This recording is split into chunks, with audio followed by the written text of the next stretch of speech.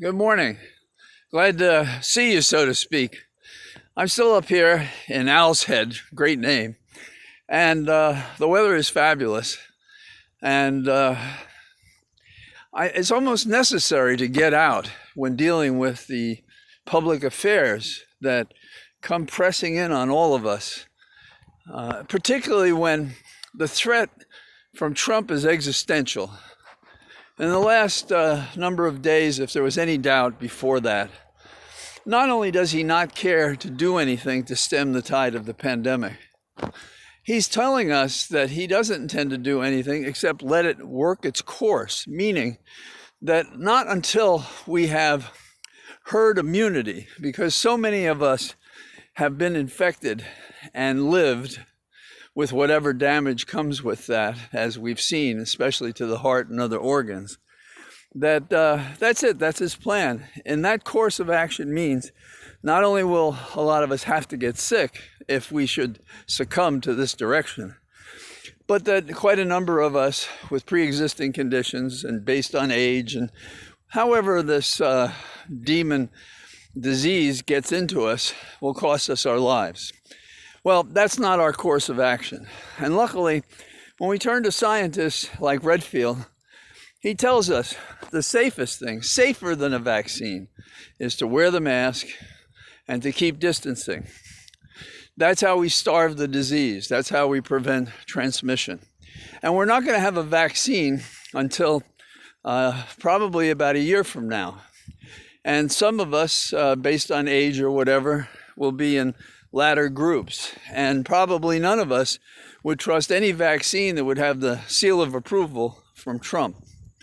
This is like a first health and safety question.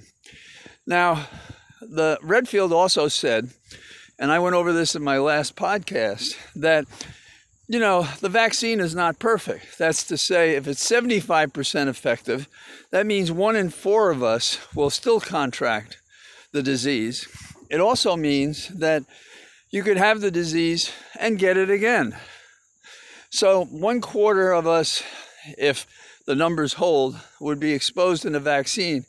Whereas with a mask, if you wear a mask and you're 6 feet apart, your immunity is 100%. Now, Trump not only by inaction puts us at risk, he also tells us that those things are not true.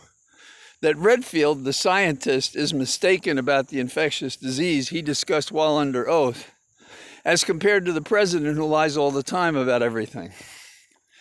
Now, we have so many errors by this president, it's almost difficult to categorize them, certainly in my walk and talk, but even more generally than that. The basic assumption has to be he's a cheater about everything. And he doesn't have our best interest at heart, ever. How can you possibly justify as a leader risking the death and infection of the citizens you supposedly represent? All of them. And the answer is there is no way to justify that politically. Nor was there a way for Nero to justify what he did, and other dictators throughout our history who did these things, in part, I think, because they were brutal, because they were sociopaths or psychopaths. Now, what is the good news in this cloud of unsettling information and misconduct? The answer is that the people, at least our tribe, is getting it. But among us, maybe as high as 35 or 40%, are enemies of the rest of us, of the people, because they won't wear a mask, because they still believe it's a hoax, no matter how many people die or suffer.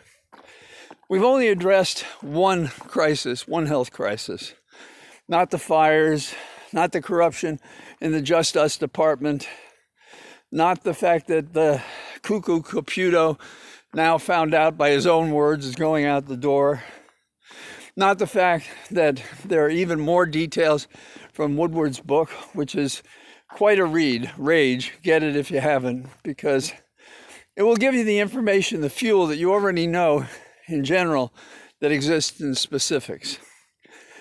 We are in the fight of our lives, literally, and we are in the fight to save a nation from an autocracy, a dictatorship, an arbitrary one, because this is not a beneficent dictator, and you can't propitiate an evil God, and that's what we're dealing with him.